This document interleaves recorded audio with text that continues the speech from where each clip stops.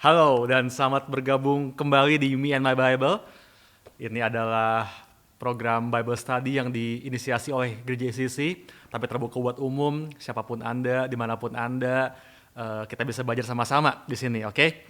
Dan seperti kita tahu, selama ini kita udah membahas kitab Matius, di mana setiap kelasnya kita bakal membahas satu pasal dari Injil Matius, apa makna yang bisa kita pelajari, apa yang bisa kita terapkan dalam kehidupan kita sehari-hari dari setiap ayatnya.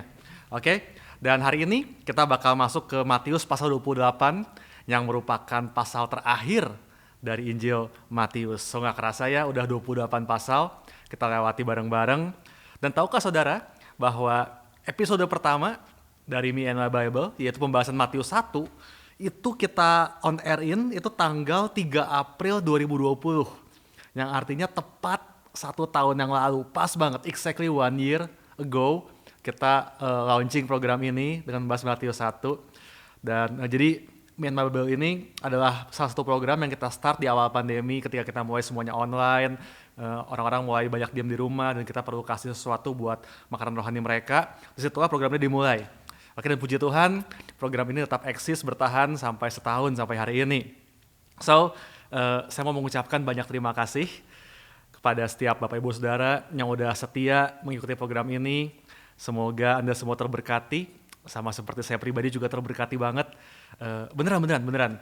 Program ini itu memaksa saya untuk disiplin dalam belajar, karena kan saya harus prepare materi ya, harus kasih yang terbaik buat Anda, nggak mungkin asal-asalan ya dong, gitu kan. Dari 29 episode yang kita lewati bareng-bareng, itu kalau saya mau pecah-pecah, kayaknya bisa jadi 100 khotbah tuh kalau saya mau pecahin dengan topik yang berbeda, karena banyak banget yang saya research. Jadi ini kayaknya tahun dimana saya paling banyak belajar Alkitab, paling banyak ngulik gitu ya. Saya juga harus memaksa diri buat research untuk menjawab setiap pertanyaan saudara yang kadang-kadang ngejelimet gitu ya. Saya juga bingung, tahu dari mana dia beginian gitu ya. Saya cari gitu kan apa jawabannya. Jadi ini betul-betul memperluas pengetahuan saya dan memperkuat iman saya pribadi juga ketika saya menemukan jawabannya. So, thank you so much. Berkat acara ini juga saya dapat julukan Profastor, ya. Bukan karena saya yang paling pintar pastinya, tapi justru tadi karena saya yang harus paling banyak belajar, saya yang harus paling banyak ngulik terus gitu kan. Dan kebetulan tahun lalu waktu kita launching program ini, itu lagi happening banget di Netflix, serial Money Heist ya, yang ada tokohnya si profesor di situ. Dan karena saya pastor jadi bukan profesor tapi profastor jadinya, gitulah ceritanya. Oke, semua mungkin masih ingat. Jadi anyway, it's been a great journey buat saya pribadi. Semoga buat Anda semua juga sama, Bapak Ibu Saudara. Saya berdoa supaya saudara nggak pernah kehilangan kelaparan dan kehausan akan firman Tuhan. Ya, dan meskipun program ini mungkin selesai, season yang ini saya nggak tahu bakal diterusin atau enggak, tapi minimal season kita Matius ini bakal beres hari ini. Oke. Saya berdoa supaya saudara tetap terus baca Alkitab gitu ya, dan terus pelajari kebenaran firman Tuhan, karena saya percaya masih ada banyak banget janji Tuhan di Alkitab buat setiap dari saudara, buat kehidupan saudara yang akan Tuhan berikan melalui kecintaan saudara akan firman Tuhan. Okay, so don't ever stop reading your Bible, make it your best friend, make it you and your Bible. Okay. Well, let's go. Kita bakal masuk. Sedih gak sih? Lumayan sedih ya. Terakhir ini terakhir. Oke lah, kita bakal masuk pasal 28 dari kitab Matius. Dan karena ini adalah episode terakhir, saya kasih judul season finale. Oke, season finale. Sama seperti film-film di TV atau mungkin di Netflix gitu ya. Biasa ada seasonnya, dan episode terakhir itu biasa disebut sebagai season finale. Setelah itu mungkin ada season berikutnya, mungkin juga nggak ada, we don't know yet. Jadi apakah program ini suatu hari bakal ada lagi, mungkin bahas kitab lain gitu ya, mungkin aja, saya masih nggak tahu, nggak berani janji, we'll see. Tapi season finale ini bukan cuma untuk program Me and My Bible aja pastinya. Untuk kisah hidup Yesus yang kita bahas di kitab Matius ini juga adalah tahap final, tahap akhir dari musim perjalanan Tuhan Yesus di bumi selama 33 tahun lebih. Oke, di pasal sebelumnya, pasal 27, terakhir kita bahas peristiwa kematian Yesus di kayu salib. Dan di masa itu, everyone thought that is the end of Jesus, bahwa that's the end of the story, habis sudah gitu ya. Tapi kenyataannya kita tahu enggak gitu ya. Kita baru merayakan Paskah, kita tahu bahwa ternyata Yesus bangkit di hari yang ketiga, dan itu yang kita rayakan bersama. Puji Tuhan, amin, bahwa gospel ternyata nggak berakhir ketika Yesus disalib. Amin, oke, kalau itu berakhir di situ, it's a nice ending too gitu ya. Seseorang yang mati buat sahabat-sahabatnya, itu luar biasa, heroik. Tapi ya akhirnya Yesus cuma bakal jadi seperti pahlawan pada umumnya aja. Yang membuat gospel luar biasa justru adalah karena Yesus nggak cuma mati buat kita, tapi dia bangkit mengalahkan maut. Dan itu yang bikin kekristenan itu beda dari semua agama lainnya. Kita nggak menyembah nabi atau guru yang mati, kita menyembah Tuhan yang hidup. Dan namanya adalah Tuhan Yesus Kristus. Amin, amin saudara. So, mari kita lihat bersama apa yang terjadi di hari kebangkitan Yesus waktu itu. Kita mungkin gak akan bahas ayat satu demi satu, tapi saya akan sedikit loncat-loncat dan kita bakal highlight beberapa peristiwa yang penting yang terjadi di hari Minggu Paskah waktu itu. Oke, kita lihat kejadian pertama di Matius 28 ayat yang pertama. Oke, setelah hari Sabat lewat, menjelang menyingsingnya fajar pada hari pertama minggu itu, pergilah Maria Magdalena dan Maria yang lain menengok kubur itu. Maka terjadilah gempa bumi yang hebat sebab seorang malaikat Tuhan turun dari langit dan datang ke batu itu dan menggulingkannya lalu duduk di atasnya. Wajahnya bagaikan kilat dan pakaiannya putih bagaikan salju. Dan penjaga-penjaga itu gentar ketakutan dan menjadi seperti orang-orang mati. Akan tetapi malaikat itu berkata kepada perempuan-perempuan itu, janganlah kamu takut, sebab aku tahu kamu mencari Yesus yang disalibkan itu. Ia tidak ada di sini sebab ia telah bangkit, sama seperti yang telah dikatakannya. Mari, lihatlah tempat dia berbaring.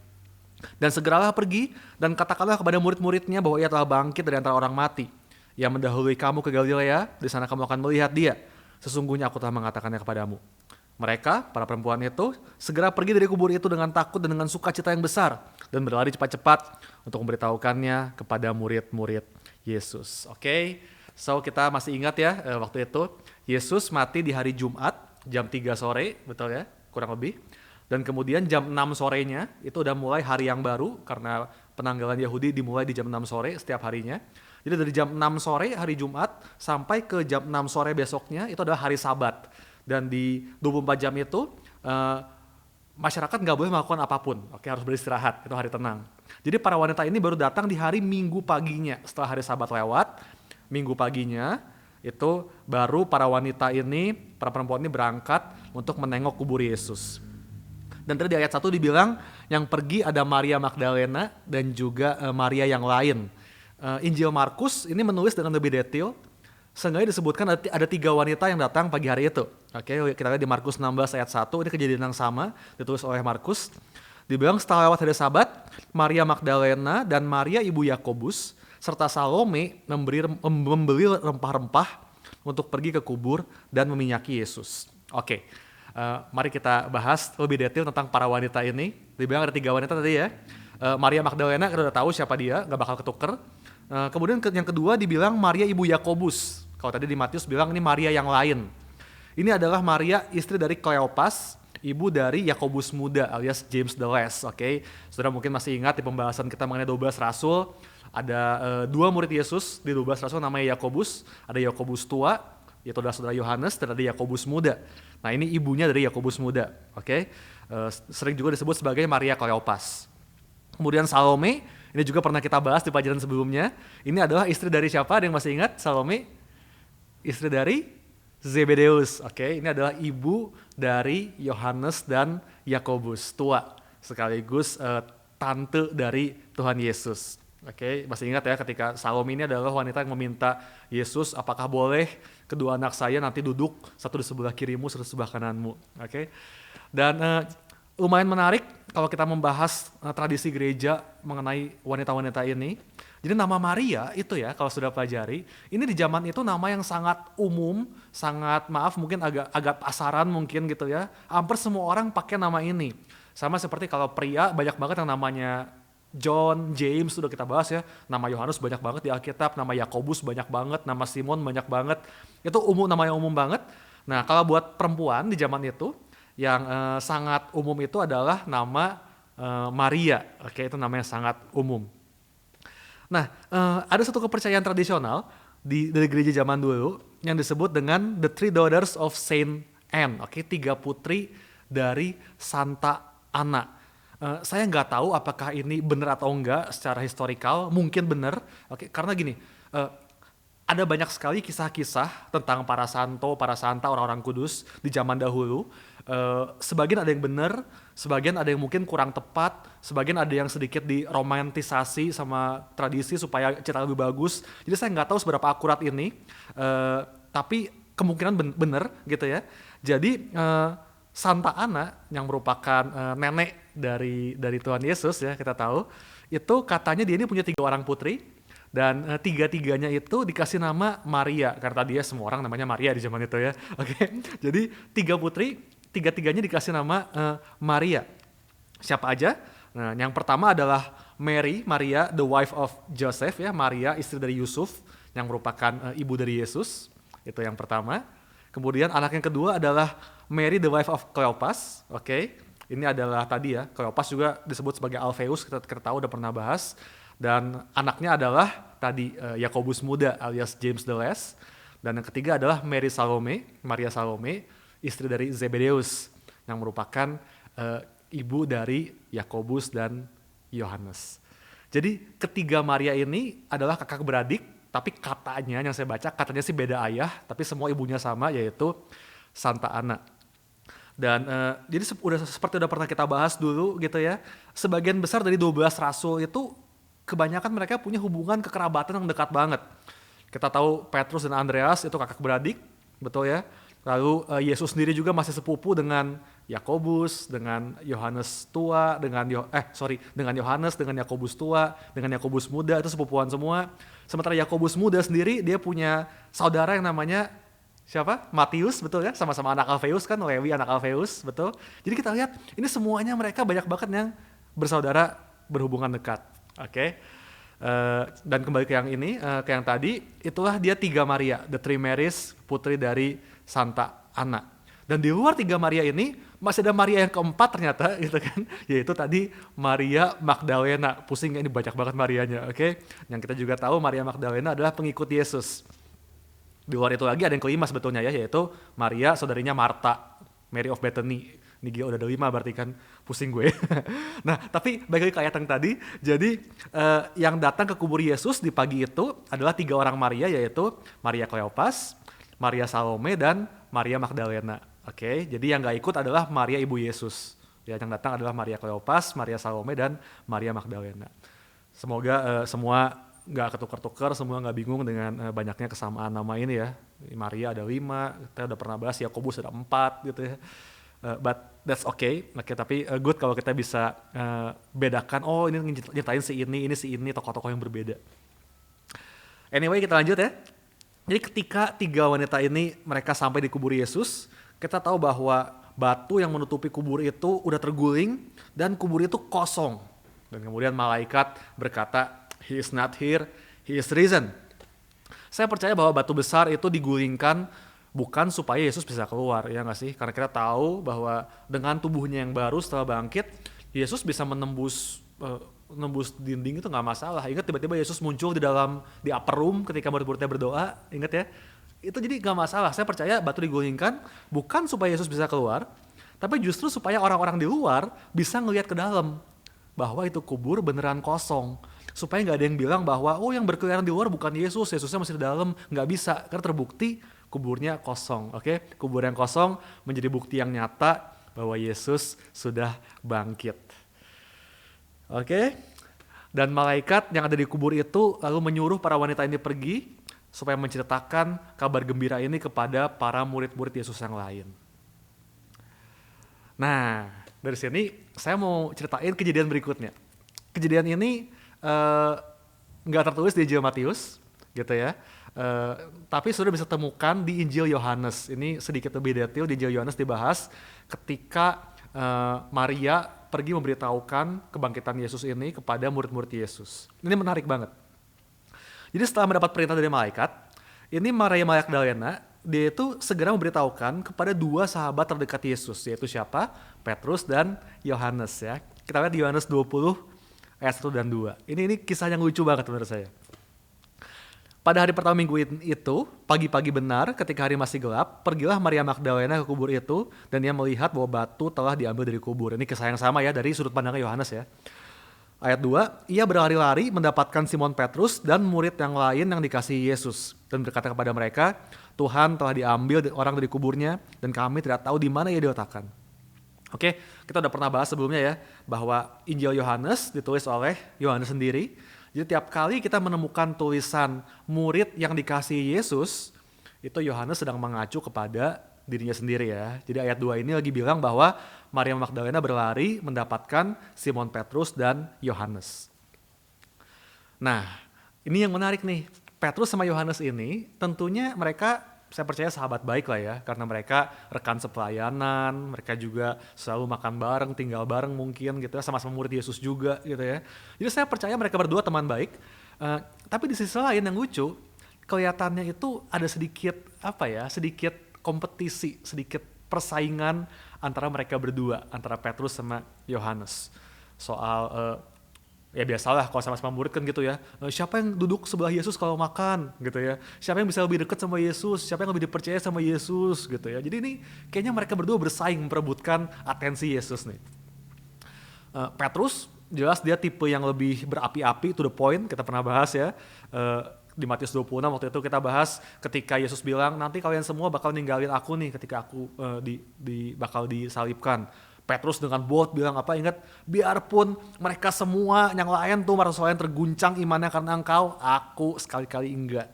Jadi lihat Petrus menempatkan dirinya lebih dari yang lain. Yang lain boleh guncang imannya, gue kagak bakal. Jesus, I'm your best friend, murid terbaik nih gue nih, sahabat terbaik.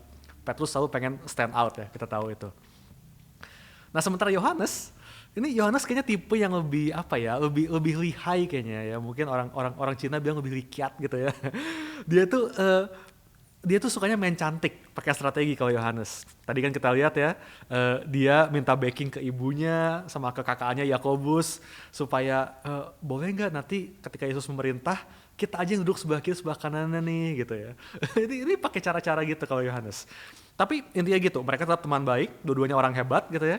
Tapi saya temukan kayaknya mereka itu sedikit banyak berlomba-lomba soal tadi siapa yang bisa lebih dekat sama Yesus, siapa yang bisa lebih dipercaya, siapa yang lebih difavoritkan sama Yesus. Kayaknya ada persaingan antara mereka. Nah, kembali ke kisah Minggu Paskah tadi. Ketika Maria berlari-lari dan ngasih tahu Petrus sama Yohanes bahwa itu Yesus kuburnya kosong tuh, gitu kan? Itu kuburnya kosong, ada malaikat tuh. Nah, kita lihat apa yang terjadi berikutnya. Di Yohanes 20 ayat 3 dan 4, kita lihat dulu. Dibilang, maka berangkatlah Petrus dan murid yang lain itu, alias siapa? Gue, kata Yohanes, ini kan Yohanes yang nulis ya. Jadi berangkatlah Petrus dan gue ke kubur, kata Yohanes. Keduanya berlari bersama-sama, tetapi murid yang lain itu, gue, kata Yohanes, berlari lebih cepat daripada Petrus, sehingga lebih dahulu sampai di kubur. Wah, ini kayaknya Yohanes ngebanggain banget, dia nyampe duluan gitu kan. Gue lari lebih cepat dari Petrus nih, gue nyampe duluan di kubur. Kemudian lucu, ayat 6-nya, masih di kisah yang sama, maka datanglah Simon Petrus juga, menyusul gue, kata Yohanes ya, dan masuk ke dalam kubur itu. Ia melihat kain kapan terletak di tanah. 2 ayat berikutnya lagi, ayat 8. Maka masuklah juga gue yang lebih dahulu sampai di kubur itu, dan gue melihatnya dan percaya.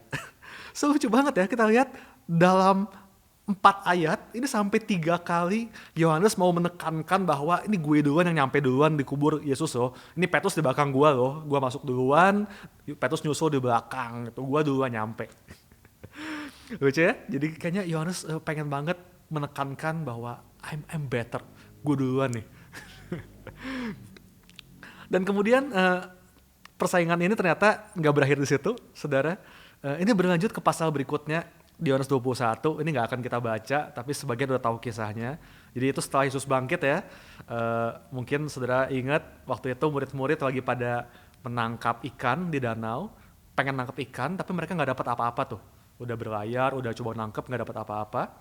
Lalu tiba-tiba ada seseorang di tepi danau, yang kita tahu adalah Yesus ya, yang berteriak ke mereka dan bilang, coba kamu tebarin itu jala kamu di sisi satunya.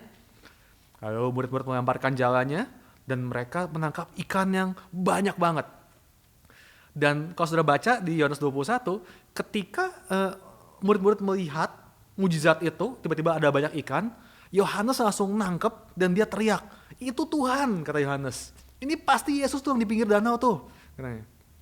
Dan ketika Petrus dengar Yohanes bilang gitu, apa yang Petrus buat?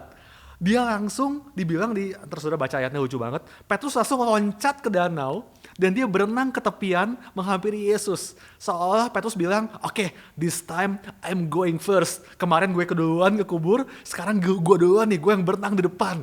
Gue bakal nyampe ketemu Yesus duluan. Jadi Petrus berenang ke pinggir mendahului Yohanes dan bertemu dengan Yesus. Lucu ya, mereka selalu balapan kayaknya dua ini. Dan after that, kita tahu kejadiannya, para murid lalu mereka sarapan bersama di tepi danau. Dan di momen sarapan itulah terjadi pemulihan bagi Petrus. Oke, semua juga tahu kisah ini. Petrus selama ini diliputi rasa bersalah karena dia sudah 3 kali menyangkal Yesus. Tapi di waktu sarapan itu, 3 kali Yesus tanya ke Petrus, Peter, do you love me? Dan 3 kali Petrus menjawab, iya Tuhan, Engkau tahu aku mengasihi Engkau. So 3 penyangkalan Petrus, dan Yesus memberikan 3 kesempatan juga untuk Petrus menebusnya dan menyatakan cintanya kepada Yesus. Itulah Tuhan kita.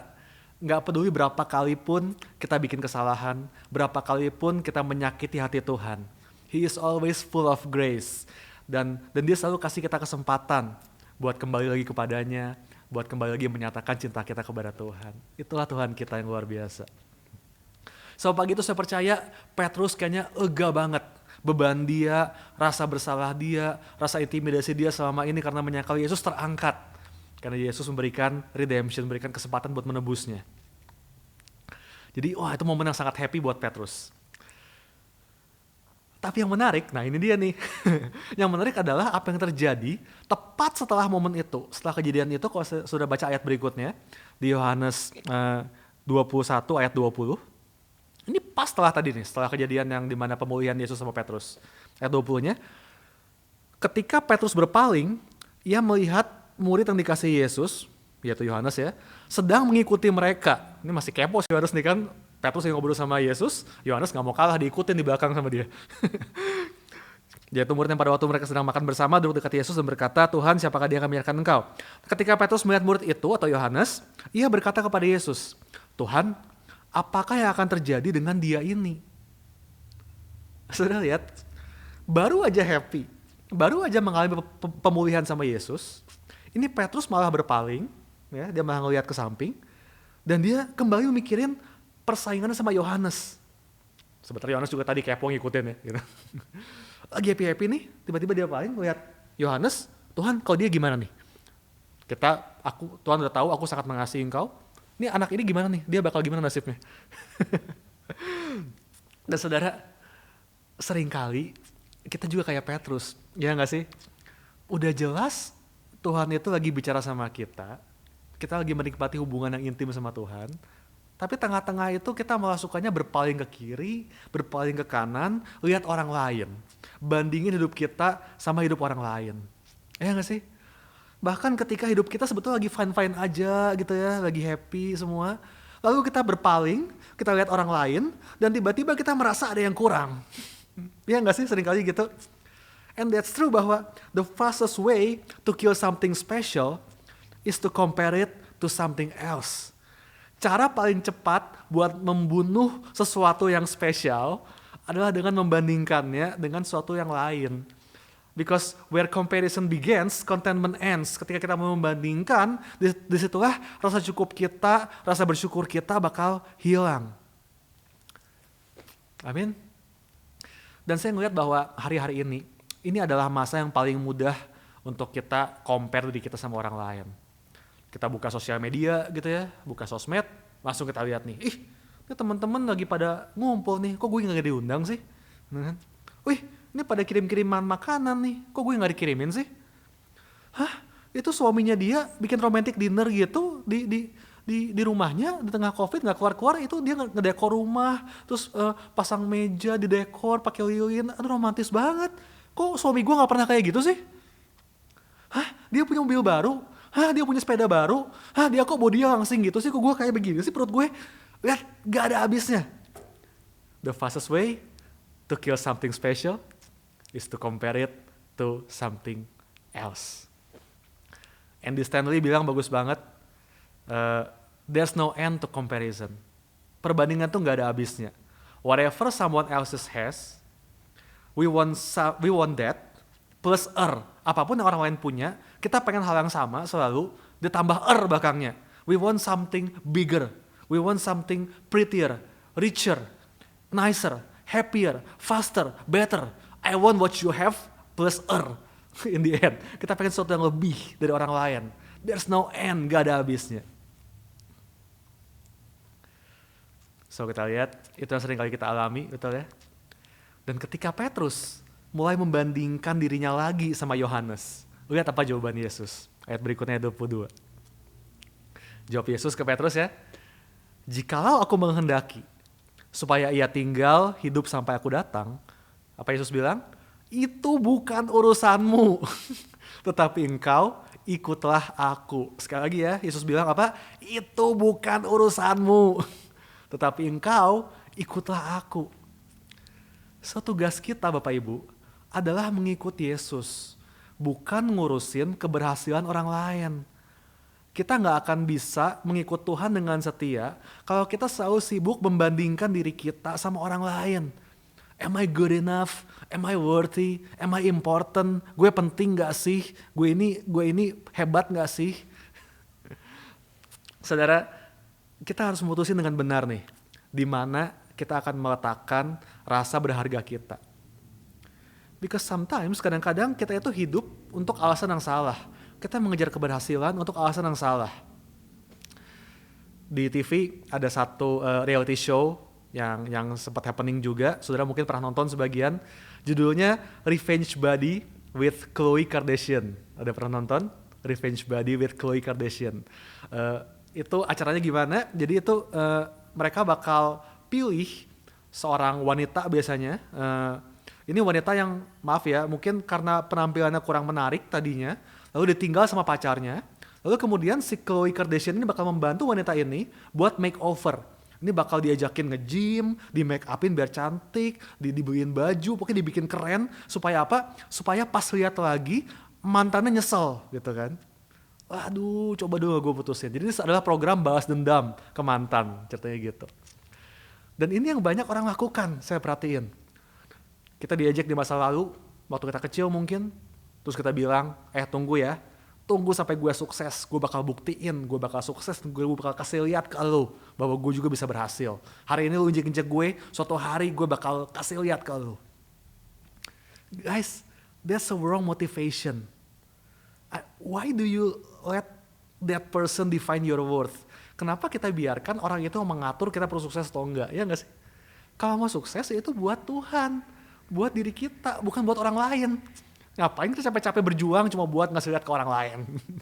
It's not worth it. Kenapa rasa berharga kita harus ditentukan sama orang lain? Oke, itu tujuan yang salah. Rasa berharga kita harus diletakkan pada Yesus. Apa yang Yesus bilang tentang engkau? Bahwa engkau adalah anaknya, bahwa engkau adalah pribadi yang dicintai, engkau adalah pribadi yang berharga. Disitulah harusnya rasa berharga kita.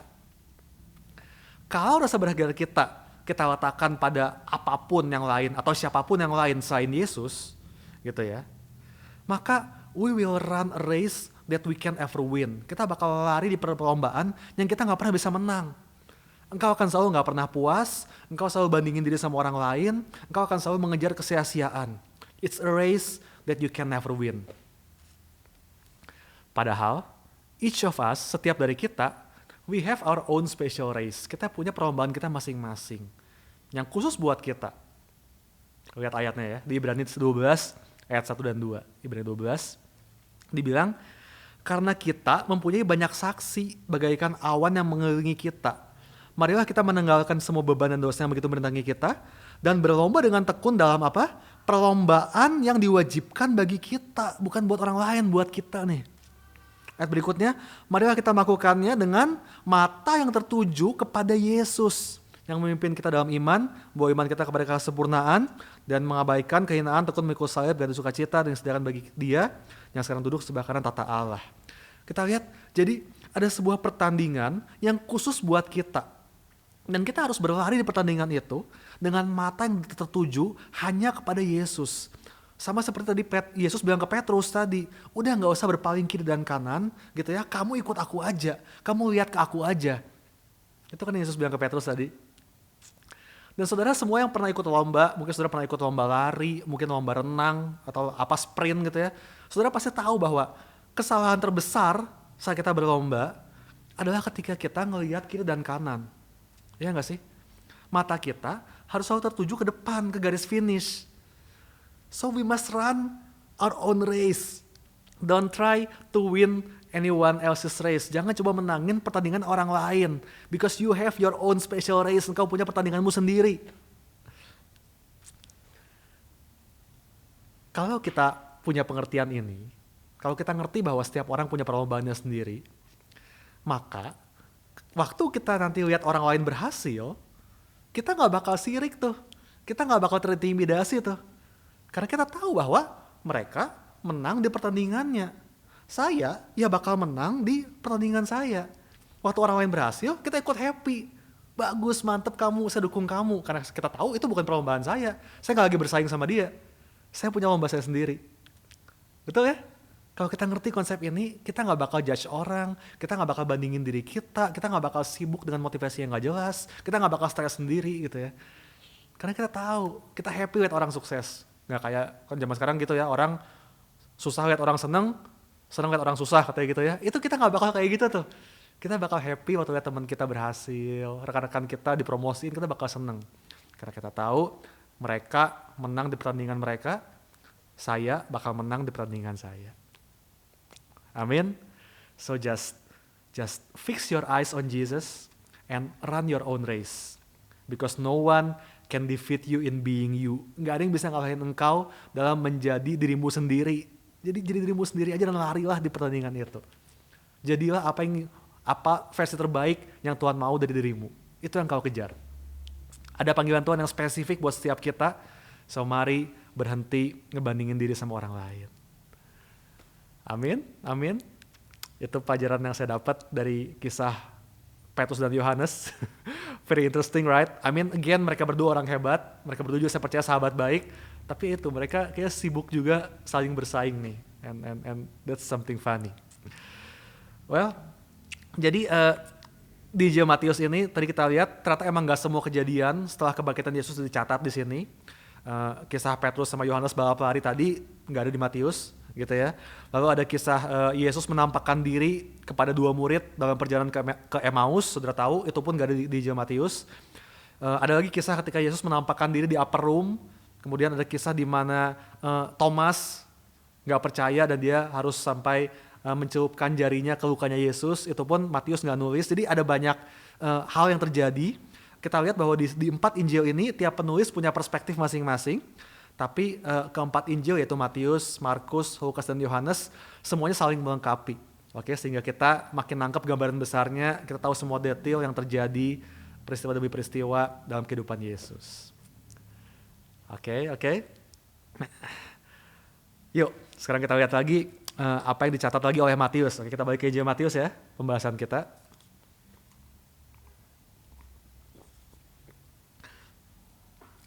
Nah, di perikop berikutnya, di kitab Matius, ini mencatat mengenai persekongkolan para imam dan ahli-ahli agama, again mereka lagi gitu kan, ini ahli-ahli Taurat ini kayaknya gak habis-habis.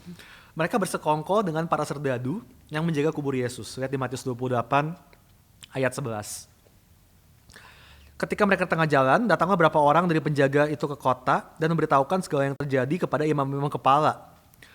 Dan sudah berunding dengan tua-tua, mereka mengambil keputusan lalu memberikan sejumlah besar uang kepada serdadu-serdadu itu dan berkata, kamu harus mengatakan bahwa murid-muridnya datang malam-malam dan mencurinya ketika kamu sedang tidur. Dan apabila hal ini kedengaran oleh wali negeri, tenang aja, kami akan berbicara dengan dia, sehingga kamu gak beroleh kesulitan apa-apa. Jadi para serdadu menerima uang itu dan berbuat seperti yang dipesankan kepada mereka. Dan cerita ini tersiar di antara orang Yahudi sampai sekarang ini. So ini para imam ini udah desperate banget, konyol ya. Mereka seumur hidup menantikan Mesias yang mereka percaya. Dan ketika Mesias sudah di depan mata mereka bahkan udah bangkit gitu ya, menggenapi nubuatan para nabi, mereka tetap gak mau percaya. Padahal mereka di titik ini mereka bisa aja bertobat gitu ya dan mengakui, dia bangkit ternyata bener Yesus Mesias. But no, mereka malah melanjutkan kebohongan mereka dengan kebohongan berikutnya lagi yang makin gak masuk akal. So kita lihat nih kenapa gak masuk akal. Ini para serdadu tadi ya disogok kan, disuap pakai uang nih. Supaya mereka bilang bahwa mereka ketiduran nih pas lagi jaga. Dan pas mereka ketiduran, disitulah murid-murid Yesus datang dan mencuri mayat Yesus. Ini kebohongan rekayasa yang menurut saya konyol banget. Gak masuk akal.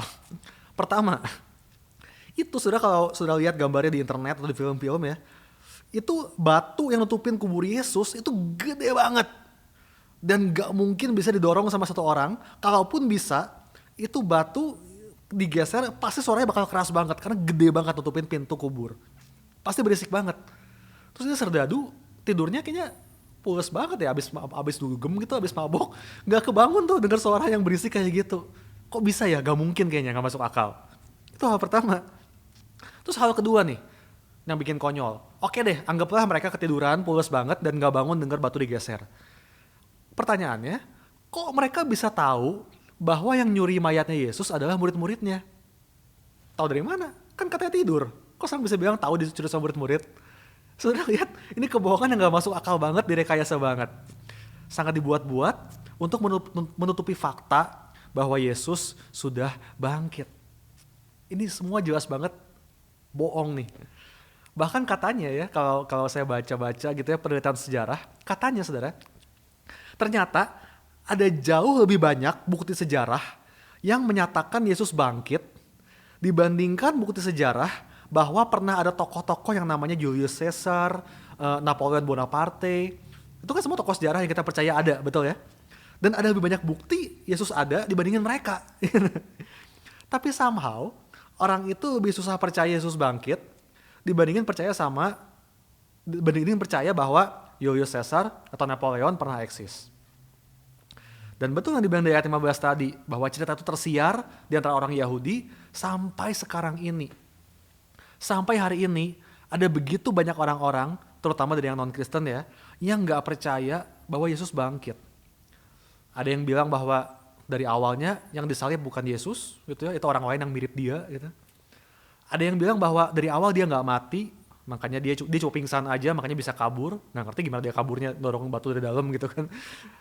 Ada yang bilang tadi, udah mati, tapi mayatnya dicuri sama murid-muridnya, supaya orang kira dia udah bangkit. Ada juga yang bilang bahwa murid-murid Yesus itu berhalusinasi, udah pada halu semua, bahwa mereka melihat Yesus yang bangkit, padahal enggak gitu ya. Jadi ada begitu banyak argumen yang orang lempar buat bilang bahwa Yesus enggak beneran bangkit.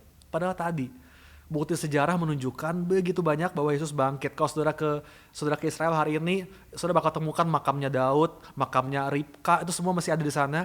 Cuma makam Yesus yang kosong tuh, kuburnya sampai hari ini. Karena emang udah bangkit, itu bukti nyata. Lebih gampang percaya bahwa Yesus bangkit dibandingin percaya bahwa Yesus nggak bangkit. Karena buktinya lebih banyak yang bilang Yesus bangkit. Ya itulah, lebih susah buktiin bahwa Yesus nggak bangkit.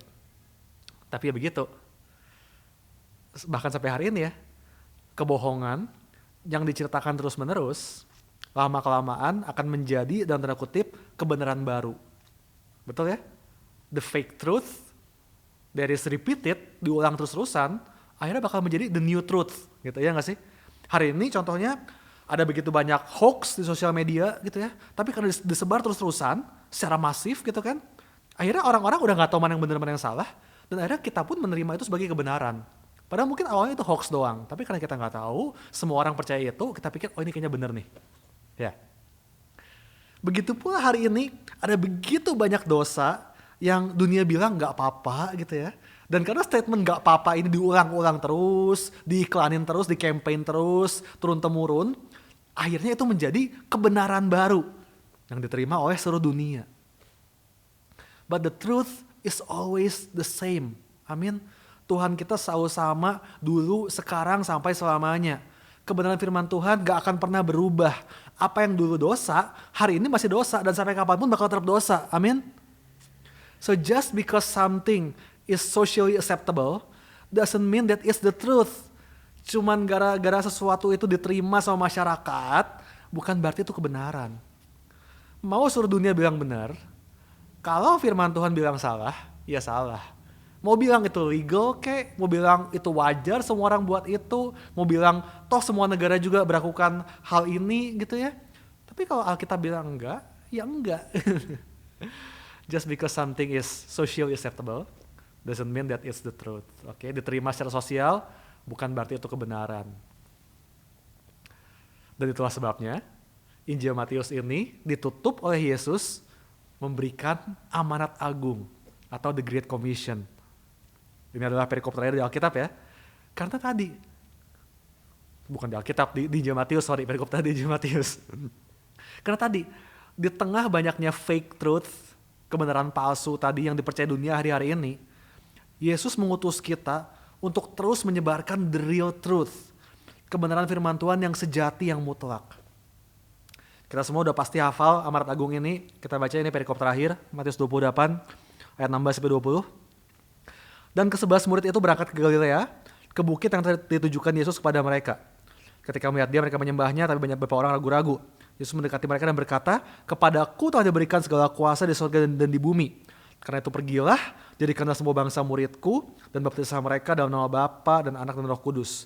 Dan ajarlah mereka melakukan segala sesuatu yang aku perintahkan kepadamu. Dan ketahuilah, aku menyertai kamu senantiasa sampai kepada akhir zaman." Saya gak bakal bahas detail tentang amanat agung, karena saudara bisa ikut itu di kelas Spiritual Journey, itu kita bahas banyak di situ, oke? Tapi intinya ini tugas kita, to continue spreading the good news. Teruskan menyebarkan kabar baik ini, supaya apa tadi? Agar kebenaran yang sejati ini nggak hilang di telan zaman, melainkan terus diturunkan dari generasi ke generasi. Amin, generasi di bawah kita nggak boleh sampai terdistract oleh fake news yang baru. Mereka perlu tahu the real truth. Jangan sampai mereka terdistract oleh fake truth, mereka perlu tahu real truth-nya, yaitu firman Tuhan. Dan itu adalah tugas kita, amanat yang Tuhan kasih ke kita buat terus menyebarkan the real truth ini. Amin, saudara, amin. Terakhir dari saya bakal highlight ini ayat yang tadi ayat 18. Ini menarik. Kita lihat di terjemahan bahasa Inggrisnya ya. Matius 28 ayat 18 dibilang, "Then Jesus came to them and said, all authority in heaven and on earth has been given to me." Oke, ini yang terakhir ya, waktu kita hampir habis. Saya bahas sedikit tentang yang namanya authority. Atau dalam bahasa Yunani menggunakan kata exousia. Oke. Saya mau minta tolong satu orang untuk bantu saya. Ada siapa di studio? Coba. Ibu Dwi, oke, ini adalah admin kita yang setiap kelas selalu menemani saya. Mungkin dia gak kelihatan di layar, tapi hari ini sudah bisa lihat orangnya. Masuk dong ke layar dong, Dwi. Kurang geser. Masuk lagi. Atau gue geser dikit? Oke, gue geser lah. Oke, ini mukanya Dwi. Oke, dia selalu di belakang layar, operator kita setiap minggunya kita ikut kelas. Oke, dia bakal bantu saya hari ini. Dwi single ya? Oke, kalau yang mau kenalan bisa juga DM ke saya gitu ya, boleh. Oke, otoritas, oke. Jadi yang namanya kuasa dan otoritas itu adalah milik Tuhan, betul ya. Dan ini adalah sesuatu yang iblis itu pengen banget. Saya upamakan topeng ini ya. Topeng ini adalah yang namanya otoritas gitu ya. Ini kuasa otoritas punya Tuhan nih. Ini punya Tuhan, dan iblis pengen banget dapetin ini nih, otoritas ini. Kenapa Lucifer berontak kalau saudara ingat? Karena dia pengen dapat otoritas, ya nggak sih? Dia pengen menyamai Tuhan, dia pengen berkuasa atas segala sesuatu di alam semesta ini. Maka Lucifer berontak, tapi kita tahu dia kalah dan dia dibuang dari surga bersama dengan malaikat-malaikatnya. Nah kemudian beberapa juta tahun setelah itu entah gitu ya, Tuhan menciptakan manusia di bumi nih, di Kejadian kan, yaitu Adam dan Hawa. Dan apa yang Tuhan buat? Si otoritas ini sama Tuhan dikasih ke manusia. Oke, ini manusia ceritanya si Dwi ya, ini manusia. Sama Tuhan dikasih ke manusia otoritasnya. Betul ya? Tuhan bilang apa? Penuhilah bumi, taklukkanlah itu, berkuasa atas burung-burung di udara, ikan di lautan, atas semua binatang, and so on. So the dominion over the earth, the authority, itu berpindah tangan dari tangan Tuhan ke tangan manusia, ke tangan Adam. Oke? Nah, ketika si iblis lihat kejadian ini, apa yang dia buat? Dia mau dong, kan dia pengen tadi otoritas ya, si iblis pengen otoritas, sama Tuhan malah dikasih ke manusia. Si iblis mau nih, dia sirik nih, dia pengen dapetin otoritasnya. So apa yang dia buat? Dia tipu manusia itu, dia tipu Adam dan Hawa, sehingga mereka nggak taat sama Tuhan, nggak tahu, mereka makan dari pohon pengetahuan baik dan benar. Dan ketika Adam dan Hawa manusia nggak taat sama Tuhan, maka si otoritas berpindah tangan lagi, kali ini dari manusia ke iblis, karena jadi iblis ceritanya ya. Dari manusia, dia nggak taat, maka si otoritas ini pindah tangan lagi ke tangan iblis sekarang. Dapet nih apa yang Lucifer idam-idamkan, akhirnya gue dapat otoritas sekarang. Ini yang dia incar dari awal. Makanya dia nggak nipuin kambing, nipuin monyet, enggak ya. Dia nipunya manusia. Karena dari awal Tuhan kasih otoritasnya ke manusia. Ini yang mau iblis rebut dari awal. Jadi sekarang ada di tangan iblis. Makanya iblis disebut sebagai pemerintah dan penguasa, ya nggak sih? Kan kita ingat ayatnya ya, kita berperang bukan melawan darah dan daging, melainkan penguasa-penguasa di udara, roh-roh jahat di udara. Emang iblis itu penguasa di dunia ini. Jadi sekarang otoritas di tangan iblis, bukan di tangan manusia. Waduh, jadi sekarang gimana dong? Gimana supaya otoritas ini bisa pindah ke tangan manusia lagi? Strategi Tuhan luar biasa banget. Karena Tuhan tahu bahwa manusia itu gak akan bisa merebut sendiri otoritas ini dari tangan iblis, gak bakal bisa, iblis lebih kuat. Jadi gimana cara Tuhan supaya otoritasnya bisa pindah lagi ke tangan manusia? Dengan cara Tuhan sendiri menjelma menjadi manusia, yaitu Yesus. Luar biasa strateginya ya. Jadi Tuhan akhirnya menjelma jadi manusia dalam wujud Yesus. Dan selama 33 tahun di bumi, Yesus hidup dalam ketaatan. Seperti yang kita udah pelajari di sepanjang Bible Study ini gitu ya. Yesus hidup dalam ketaatan kepada Bapa. Bahkan dibilang dia merendahkan dirinya dengan taat, bahkan taat sampai mati di kayu salib dibilang. Dan ketika dia taat, maka Yesus merebut otoritas itu dari tangan iblis. Oke, ini sekarang ceritain ini Yesus ya. Direbut lagi, dipindah tangan lagi otoritasnya. Sekarang ada di tangan Yesus nih. See, the first Adam lost the authority because of disobedience, but the second Adam took back the authority because of disobedience. Betul ya? Adam yang pertama, manusia pertama itu Adam, kehilangan otoritas karena ketidaktaatannya. Tapi Adam yang kedua, yaitu Yesus, dia merebut kembali otoritas melalui ketaatannya. So, the key is obedience, kunci adalah ketaatan. Seperti yang kita tahu, Yesus mati di salib, tapi ia bangkit dari yang ketiga, dan iblis dikalahkan di situ. So sekarang otoritasnya pindah tangan lagi, dari tangan iblis ke tangan Yesus. Sekarang ada di tangan Yesus otoritasnya nih ya. Ceritanya sekarang ini Yesus nih, tangan Yesus. Dan setelah itu, setelah tangan Yesus, apa yang Yesus buat? Ya tadi Matius 28, the Great Commission. Yesus bilang, all authority in heaven and earth has been given to me. Therefore go. Karena itu pergilah. Jadi otoritas yang Yesus sudah rebut tadi dari iblis tadi, dikasih lagi ke kita, ke manusia. Thank you, Dei. So sekarang balik lagi ada ke tangan kita sekarang sebagai manusia, di tangan kita otoritasnya. So today we are the one who are holding this authority. Kita jadi orang-orang yang pegang otoritas hari ini. Dan dengan otoritas inilah kita bisa menang melawan iblis dalam pertempuran kita setiap harinya. Because every day is a battlefield, right? Pekerjaanmu adalah peperangan rohani. Pernikahanmu adalah peperangan rohani. Kesehatanmu adalah peperangan rohani. Every day is a battlefield. It's a spiritual battle. Dan kita perlu otoritas Tuhan buat memenangkannya. So hari ini kita gak perlu takut lagi tuh. Ketika iblis menyerang keluarga kita, pekerjaan kita, bisnis kita, kesehatan kita, kuliah kita. Gitu. Kita gak perlu takut lagi. Sepanjang Bible Study ini, 29 episode, kita udah lihat bagaimana Yesus punya otoritas buat nyembuhin penyakit, ya gak sih? Buat ngusir setan, buat bikin mujizat dan sebagainya. Dan hari ini, otoritas yang sama itu udah di tangan kita. Kita udah pegang hari ini otoritasnya. We have that authority today. And authority is a legal standing. Yang namanya otoritas Tuhan ini adalah posisi yang sah. Sifatnya mutlak.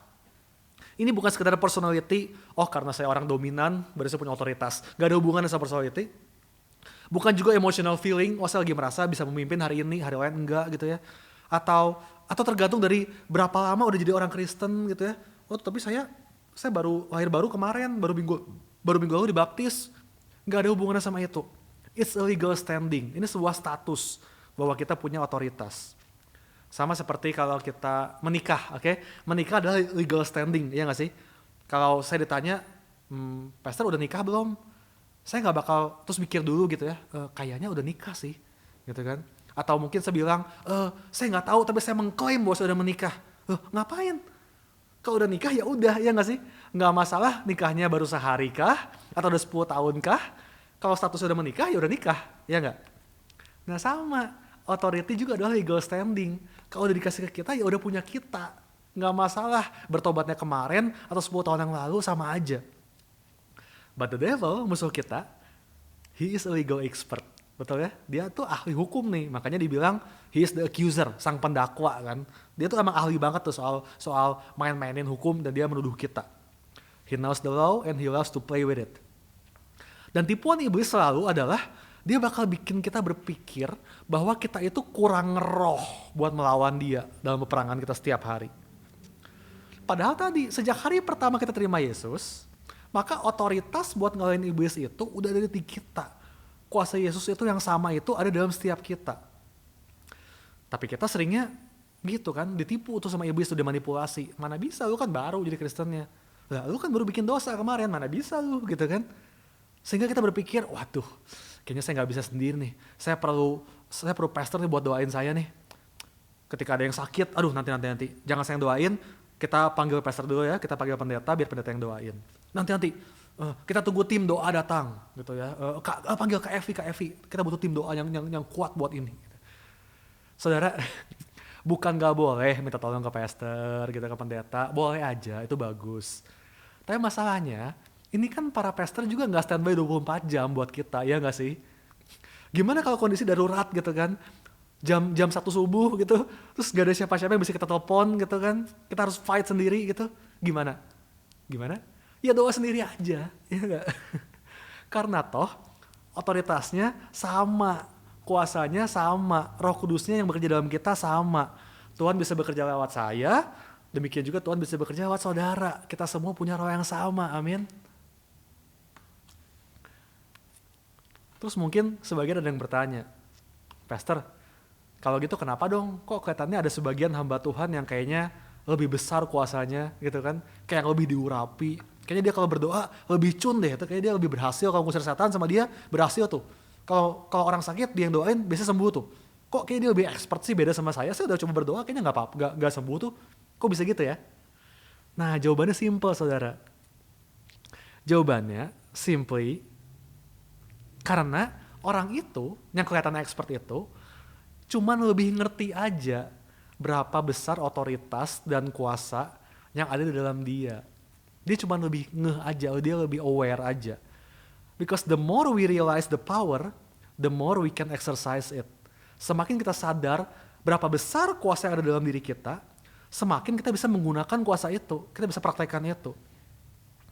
Kalau saya punya, misalnya apa contohnya ya, kalau saya punya kartu kredit yang limitnya saya pikir 5 juta, maka waktu saya ke toko, lalu saya mau belanja, saya mau gesek, saya hanya akan berani belanja sebesar 5 juta, betul? Karena saya pikir limitnya cuma 5 juta. Saya gak bakal berani belanja lebih. Meskipun sebetulnya ternyata kartu saya ini limitnya 100 juta misalnya. Tapi gara-gara di otak saya, ini cuma 5 juta limitnya. Maka saya gak berani beli barang banyak-banyak. Karena saya pikir cuma 5 juta. Ya gak sih? Coba kalau saya tahu ini limitnya 100 juta, saya bisa beli banyak barang gitu kan. Cuman saya gak cadar aja, saya gak aware, makanya gak saya pakai limitnya. See, the more we realize the power, the more we can exercise it. Itu doang saudara rahasianya. Kenapa sebagian orang kayaknya doanya lebih manjur.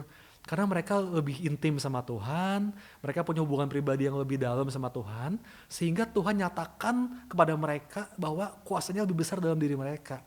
Padahal sebetulnya kuasa Tuhan ya sama, mau dimana juga. Orang Tuhannya sama kok. Tapi orang-orang ini berkat keintiman sama Tuhan, gitu kan, otomatis mereka bisa exercise lebih banyak power. Karena mereka lebih aware. Karena jawaban doa kita kan sebatas iman kita, ya gak sih? Dan iman timbul dari pendengaran kita akan firman Tuhan. Kita spend time sama Tuhan, kita intim sama Tuhan, iman kita terbangun, dan disitulah doa kita makin cun tadi. As simple as that, saudara. The more we realize the power, the more we can exercise it. So hari ini, di akhir Bible study ini, mari kita sadari betul berapa besar kuasa dan otoritas yang kita punya. Yang demikian besarnya, sampai iblis mati-matian pengen curi itu, pengen rebut itu dari awal dunia dijadikan, dia pengen curi itu. Tapi Tuhan pilih buat kasih ke kita, ke anak-anak yang dia sayang. Tuhan mau kasih ke kita nih otoritas. Bahkan Yesus rela mati di kayu salib demi kita bisa punya otoritas ini. So jangan pernah lagi mau ditipu, diintimidasi sama si iblis. Dia cuma gertak doang kok. Dia cuma nakut-nakutin aja. Kalau kita lawan iblis dengan otoritas Tuhan, maka kemenangan udah Tuhan jamin. Saat kita berdoa dengan kuasa Tuhan, maka yakinlah iblis akan lari. Saat kau berdoa buat orang sakit, maka yakinlah orang itu bakal sembuh. Saat kau berdoa minta pemulihan buat keluargamu, maka saya percaya pemulihan bisa terjadi. Saat kau berdoa minta breakthrough buat keuanganmu mungkin, maka saya percaya pintu-pintu kesempatan bakal terbuka. Because you have the authority, karena engkau punya otoritasnya. Dan kenapa Tuhan pilih buat kasih ini ke kita? Jelas bukan buat dipakai seenaknya sama kita. Tapi tadi, supaya kita bisa menjalankan the Great Commission tadi. Menjadi saksinya Tuhan. Menjadikan semua bangsa murid Kristus. Membaptis mereka. Melakukan semua sesuai perintah Tuhan. Agar di tengah dunia ini, di mana nilai-nilai kebenaran semakin pudar, semakin banyak fake truth di luar sana.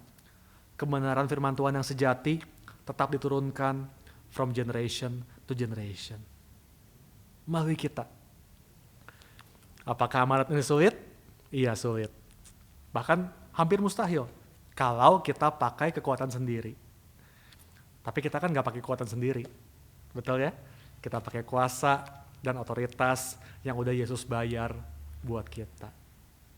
Amin saudara. Sudah siap menjalankan amanat Tuhan ini? Dengan hidup maksimal dimanapun kita berada, menjadi berkat supaya nama Tuhan dipermuliakan. Kita menjadi saksi Kristus sampai ke ujung bumi. Amin, amin, amin. Mari kita berdoa. Oh Tuhan, oh Jesus, thank you Lord, thank you Lord. Kami sungguh mengucap syukur buat 1 tahun di mana kami bisa belajar bareng semua kebenaran firman Tuhan. Semua kami belajar langsung dari kehidupan Yesus di bumi melalui gospel yang tulis di Injil Matius. Apa yang Yesus kerjakan, apa yang Yesus katakan, apa yang Yesus lakukan untuk kami teladani dalam kehidupan kami.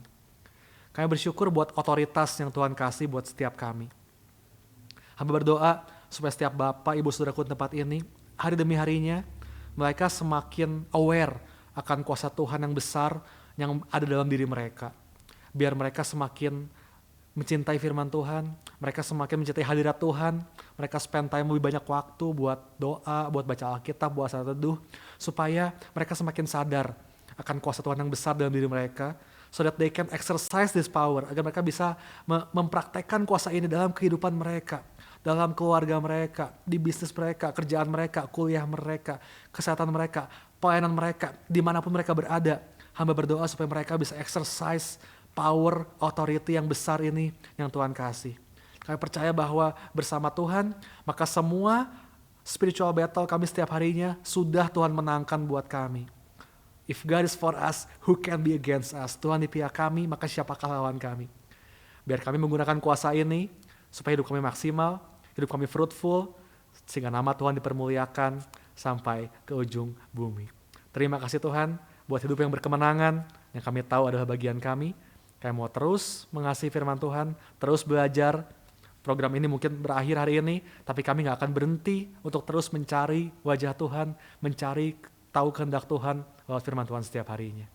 Thank you Lord, terima kasih Tuhan Yesus. Memberkati setiap Bapak Ibu Saudaraku tempat ini. Tuhan yang terus jagai mereka, Tuhan yang terus berkati mereka, semua mereka perbuat. Dan Tuhan yang selalu bawa mereka hari demi hari semakin mengenal besarnya kasih Tuhan, tingginya, dalamnya, lebarnya kasih Tuhan buat mereka. Thank you Lord. Dalam nama Tuhan Yesus mengucap syukur untuk segala sesuatunya. Dan semua yang mau terus mencintai Tuhan, mari sama-sama berkata, amin. Well, that's it Bapak Ibu Saudara sekalian. Itulah kelas terakhir kita yang artinya Me and My Bible. Kita season ini udah selesai. It's the season finale. But I believe it's not the end of the story. Oke, ini bukan akhir ceritanya. Yesus udah naik ke surga di kisah ini, betul ya? Ini adalah akhir dari musim di mana Yesus melayani di bumi.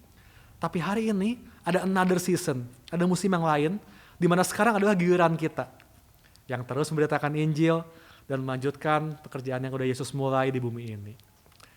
Amin. Sekali lagi saya ucapkan thank you so much buat kebersamaan kita selama 1 tahun penuh di program Me and My Bible ini. Saya minta maaf kalau mungkin ada kekurangan, mungkin ada kesalahan saya sudah menjelaskan, atau mungkin menjelaskannya kurang jelas, kecepatan, koneksi nggak lancar dan sebagainya, kurang maksimal, saya minta maaf. Ada beberapa pertanyaan saudara yang mungkin belum sempat kejawab, tapi ada yang saya jawab di DM Instagram juga. Saya pengen kita terus belajar sama-sama, oke?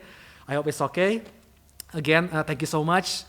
It's been a great journey. It's been a great joy for me to serve you guys. Remember, don't stop reading your Bible. Masih ada begitu banyak janji Tuhan yang Dia mau nyatakan buat setiap saudara di Alkitabnya. So read it every day, baca tiap hari. Make it your best friend. It's always you and your Bible. Amin. Sampai ketemu di program berikutnya. Saya Aryan Dave alias Profastor. Mohon pamit. Tuhan Yesus memberkati. Bella ciao.